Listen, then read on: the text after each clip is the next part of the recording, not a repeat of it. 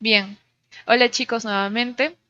Vamos a continuar con la segunda parte de lo que es región glútea, ¿no? Ya habíamos hablado de osteología, artrología, miología y ahora nos toca hablar de lo que resta de inervación, irrigación, drenaje.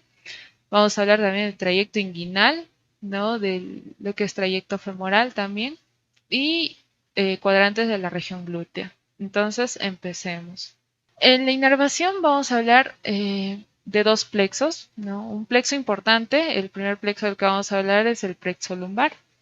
A ver, el plexo lumbar nos da como origen las ramas ventrales desde L1, incluso T12. T12 nos da una pequeña rama, ¿no? Que se va a unir a lo que son las ramas desde el L1 hasta L4, básicamente. Y bueno, estas van a proveer también el tronco lumbosacro. Este plexo lumbar, ¿no? Conformado desde las ramas desde L1 hasta L4 y una rama accesoria que nos da T12, va a inervar o nos va a dar ramas muy importantes. Por ejemplo, miren, la rama nerviosa de T12 es el nervio subcostal que se ubica en la parte torácica. El hilo hipogástrico que nos da L1, ¿no? También nos da otra rama que es la ilinguinal, ¿no? Que nos va a dar esta inervación sensitiva, lo vamos a ver más adelante. El nervio génito femoral, que es la unión de una rama de L1 a L2. ¿Mm? Después tenemos al cutáneo femoral lateral, importante porque esto nos va a dar sensibilidad en la parte lateral de lo que es el muslo, ¿no? Incluso parte sensitiva al tensor de la fascia lata. Bueno, y estas son ramas posteriores, ¿no? De L2 y L3. Otra rama posterior de L2, L3 y L4, de L2, L3 y L4, es el nervio femoral. Esta es una rama terminal, ¿no? Desde L2, L3 y L4. Ramas accesorias van a ser las ramas para el psoas y el ilíaco. Y bueno, es importante saber que el nervio femoral va a pasar, o bueno, va a descender, ¿no? a la parte anterior del muslo por encima del músculo psoas ilíaco. Es por eso que nos da ramos para el psoas ilíaco. Y las ramas anteriores de este plexo lumbar van a ser el nervio obturador y el nervio accesorio obturador, o la rama accesoria del nervio obturador. Y el nervio obturador son ramas desde L2 hasta L4, de la misma manera que el nervio femoral, ¿no? Y la rama accesoria que viene de L3 y L4, el nervio obturador. Pueden ver aquí una rama que no le puse nombre, ¿no? Que este va a ser el tronco lumbosacro, que viene de L4, L5 y se va a unir a ramas de lo que son del plexo sacrococcigio, ¿no? Entonces, este es el tronco lumbosacro. Listo. Importante recordar que este nervio obturador se va a llamar obturador porque va a pasar o va a atravesar este agujero obturador. El agujero obturador va a tener una membrana de tejido conectivo que va a cerrar, que va a dividir en una región, una superficie intrapélvica y una superficie extrapélvica, ¿ya? Y la intrapélvica, como ya sabemos, se insertaba o se originaba el músculo obturador interno y en la parte extrapélvica se va a originar otro músculo que es el músculo obturador externo. Entonces, sigamos. Después vamos a tener el plexo lumbosacro. Bueno, se origina desde las ramas desde L5, incluso L4, ¿no? Porque L4 nos da nuestro tronco lumbosacro, hasta S4. Entonces, vamos a tener aquí, por ejemplo, nuestro tronco lumbosacro de L4 y L5, ¿no? Y bueno, que la unión con S1 nos da el nervio glúteo superior, ¿no? Desde L4 hasta S1 nos da el nervio glúteo superior, que va a inervar estos tres músculos, el músculo glúteo medio, glúteo menor y el tensor de la fascia lata, ¿no? Y se invierte, miren, porque este nervio glúteo superior inerva el glúteo medio, glúteo menor y tensor de la fascia lata. Pero en cambio, si a este le añadimos desde L4 hasta S2, va a ser el nervio glúteo inferior. Y este nervio glúteo inferior va a inervar el músculo glúteo mayor. Después vamos a tener el nervio pudendo, que nos va a dar una inervación sensitiva en la parte genital y parte perineal, ¿no? En lo que es la pelvis. Y bueno, este nervio pudendo tiene ese nombre porque viene de la palabra pudor. Y interesante saber que este nervio pudendo va a salir por el agujero ciático mayor y va a volver a ingresar por el agujero ciático menor. O sea, va a rodear el ligamento sacroespinoso, ¿no? Y bueno, la rama terminal va a ser el nervio ciático. Antes, y estos algunos siguen usando nervio ciático, pero en realidad el nervio ciático tiene dos componentes, lo que es el nervio tibial y el nervio peroneo. Entonces, este nervio tibial y este nervio peroneo, como van juntos, le han puesto nervio ciático y antes lo conocían como una sola estructura, como una misma estructura. Ahora se debería usar lo que es nervio tibial y aparte nervio peroneo. Y este nervio ciático nos da ramas, desde L5 hasta S1, una rama obturadora interna, que nos va a inervar el gemelo superior, el obturador interno y el músculo piriforme, ¿no? En sus ramas ventrales. Y desde L4, L5 y S1 nos va a dar ramas para el cuadrado femoral, ¿no? Y para el gemelo inferior. Entonces, el obturador interno nos va desde el obturador interno hacia arriba, ¿no? Hacia el piriforme, ¿no? El piriforme que estaba encima del gemelo superior. Y el cuadrado femoral nos va del cuadrado femoral hacia arriba, pero hasta lo que es el músculo obturador interno. Entonces, identificamos aquí. Esta es la rama de T12, ¿no? Este es el nervio subcostal. Después venía de L1 en la rama superior, que es el ilio hipogástrico. ¿Listo? Después superior a ese que también venía de L1, que es el ilio inguinal.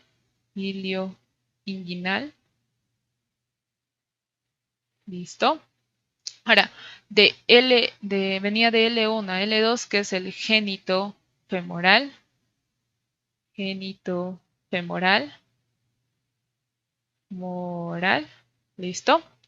Después de L2 y L3 en su parte posterior, venía y bueno, lateral a lo que es el nervio femoral, que es el nervio cutáneo femoral lateral, nervio cutáneo femoral lateral, que nos daba inervación sensitiva en la parte lateral del muslo y parte del tensor de la fascia lata. El nervio femoral, que se puede identificar aquí, como ya les decía, pasa por encima, ¿no? Desciende encima cabalgando al músculo psoasiliaco.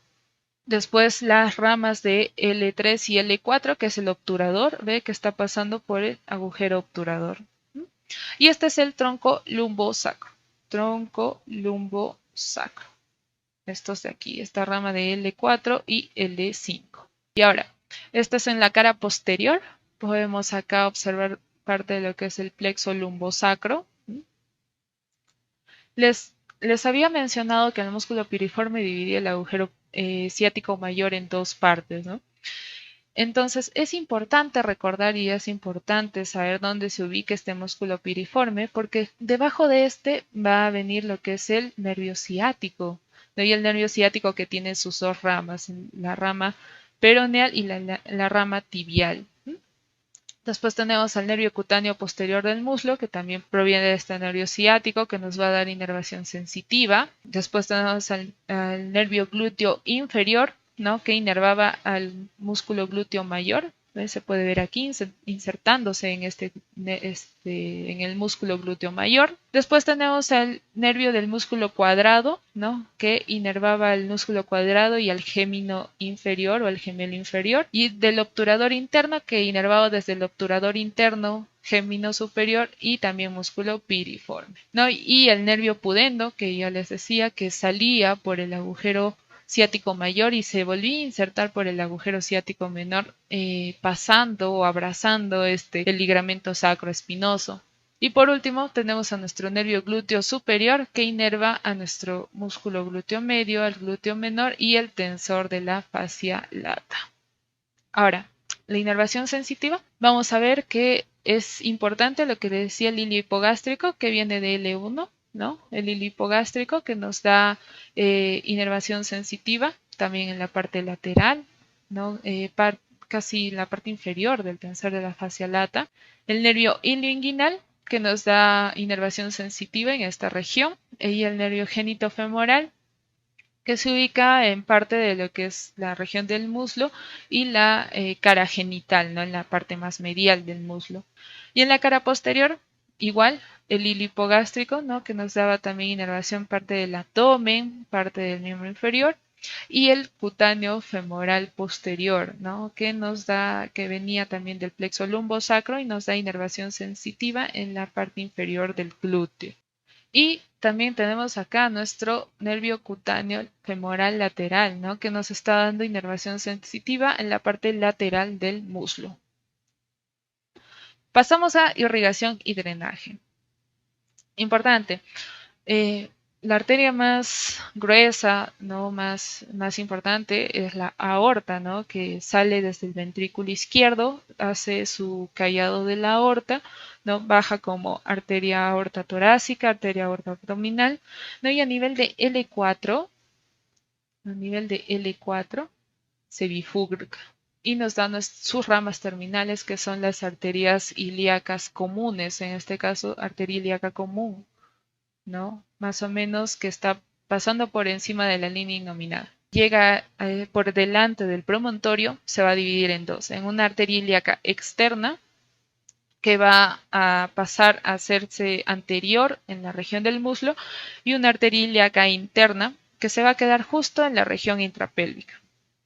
Entonces, en la arteria ilíaca externa, importante, antes de que pase nuestro ligamento inguinal, nos va a dar una rama, la arteria epigástrica profunda, inferior. Y también nos va a dar otra rama que se va a unir con una de las ramas del tronco anterior de la arteria ilíaca interna, que nos va a dar la corona mortis. Ahora, la arteria ilíaca interna nos va a dar dos troncos, un tronco anterior y un tronco posterior. El tronco anterior, lo vamos a poder ver aquí, nos va a dar estas ramas. La arteria umbilical se puede observar en esta región, la arteria umbilical. Después tenemos a la arteria obturadora, que está pasando por el agujero obturador. Después tenemos otra rama, que es la rama vesical inferior. Tenemos otra rama, la rama uterina, la arteria uterina. Después de esta arteria uterina viene otra, pero que está saliendo por delante del ligamento sacroespinoso, ¿no? Y por debajo del músculo piriforme, por encima de este ligamento, o sea, por el agujero ciático mayor, que es la arteria glútea inferior, ¿ya? La arteria glútea inferior. Después tenemos a nuestra arteria rectal media y nuestra arteria pudenda. Después vamos a ver el tronco posterior. En el tronco posterior podemos identificar la arteria iliolumbar, ¿no? Que va a irse a la región lumbar, después a la arteria glútea superior y las arterias laterales sacras. En esta cara posterior de lo que es la región glútea podemos ver la arteria glútea superior, rama del tronco posterior, ¿no? De lo que es la arteria ilíaca interna. Entonces nos va a dar irrigación a qué músculos, al músculo glúteo inferior, al glúteo medio, ¿no? Y también al glúteo mayor, ¿no? Esta rama se está yendo al glúteo mayor. ¿Listo? Ahora, nos va a dar una rama que se va a unir a las arterias circunflejas laterales, que nos va a dar ramas de las arterias femorales profundas. Una vez que esta arteria ilíaca externa pasa por debajo del ligamento inguinal, se convierte en arteria femoral. Y esta arteria femoral va a dar dos ramas, una arteria femoral profunda y una superficial. Esta arteria femoral profunda nos va a dar ramas, son tres ramas. Arterias perforantes, nos va a dar arterias circunflejas mediales y laterales. Y en este caso se puede ver cómo se está uniendo a las arterias circunflejas laterales, ¿no? Que justo están pasando por encima, ¿no? De nuestro trocánter mayor del fémur. Después tenemos acá nuestra arteria glútea inferior, ¿no? Que es la cuarta rama, ¿no? Del tronco anterior de la arteria ilíaca interna, y que irriga lo que es el músculo piriforme, el obturador interno, lo que es también el gémino superior, el gémino inferior y el cuadrado femoral. Igual acá se puede ver como debajo del músculo piriforme está bajando el nervio ciático, ¿no? Que está compuesto por el nervio tibial y el nervio peroneo, la arteria glútea inferior y también tenemos nuestra vena glútea inferior. Vamos a ver el drenaje venoso. El drenaje venoso en los nombres no se diferencian tanto. En lo que sí va a variar un poco es en las venas, ¿no? Que van a salir del tronco anterior y posterior también de la vena ilíaca interna. Y nada más, y que estas venas al unirse van a generar plexos o se van a formar plexos. Por ejemplo, vamos a tener también un tronco anterior, un tronco posterior, ¿listo? Y bueno, este tronco anterior, la primera, o bueno, las dos primeras ramas nos van a dar nuestras venas obturadoras, que igual van a atravesar lo que es el agujero obturador. También nos van a dar la vena vesical superior y las venas vesicales inferiores, que nos van a formar un plexo anterior o plexo vesical. Plexo venoso vesical. Vesical. Ya. Ahora, de ahí nos dan una vena, que es la vena uterina. Después nos dan las venas rectales medias, que van a formar un plexo posterior. Y este es el plexo venoso rectal. Plexo venoso rectal. Venoso rectal. La vena pudenda, que también se va a ubicar justo debajo de este plexo venoso rectal, y la vena glútea inferior, que sale por debajo del músculo piriforme y por encima del ligamento sacroespinoso. Ahora en el tronco posterior vamos a tener las mismas ramas, igual que la arteria iliolumbar, ¿no? Entonces la primera rama va a ser la vena iliolumbar, que es esta de aquí. De ahí vienen las venas laterales sacras y la vena glútea superior. Ya. Ahora vamos a ver trayecto inguinal. El trayecto inguinal eh, es un trayecto muy importante por donde van a descender estructuras también importantes. En este caso, en el caso del varón, va a ser el cordón espermático, ¿no? Que va a contener el contenido vasculonervioso que va a ir de frente a los testículos, y en las mujeres el ligamento redondo, que es importante también para lo que es ligamentos que van a suspender lo que es el útero. Entonces, cuando hablamos de canal inguinal, imaginémonos un cilindro que tiene un anillo profundo y un anillo superficial. Ahora, este cilindro está ubicado por encima del ligamento inguinal. Tenemos acá el ligamento inguinal, ¿no? Vamos a tener un anillo profundo y un anillo superficial. ¿Listo? Ahora, también tenemos que recordar músculos que se insertan a nivel del ligamento inguinal. Vamos a tener la fascia transversalis, ¿no? Que nos daba aquí lo que es este anillo, ¿no? Este anillo, y se insertaba. Ahora, más o menos a nivel del tercio distal, ¿no? Vamos a ver que vienen insertados los dos músculos transverso del abdomen y también lo que es el oblicuo menor, ¿no? Y estos van a dar un tendón, el tendón conjunto, ¿no? Que se va a insertar también en el tercio medial de este conducto inguinal, ¿no? Lo vamos a borrar para no confundirnos con las estructuras. Ya, y bueno, en la parte superficial vamos a ver que el músculo que tapa toda esta región es el oblicuo mayor. Ahora, este anillo profundo está reforzado en su parte medial por los vasos epigástricos. Recuerdan que antes de que la arteria ilíaca externa pasara por debajo del ligamento inguinal y se convirtiera en arteria femoral, nos daba una rama, la arteria epigástrica inferior o profunda también. Y esta va a estar acompañada de una vena, igual del mismo nombre, vena epigástrica inferior. Cuando nosotros, o bueno, cuando vean lo que es si recuerdan, la arcada de Douglas, que es el arco generado por la vaina posterior de los rectos del abdomen, nos da un ligamento, y este ligamento baja y refuerza esta zona.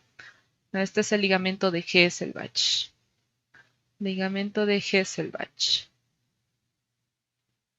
Entonces, este ligamento refuerza esta región. Bueno, como hablábamos, el tendón conjunto que desciende, ¿no?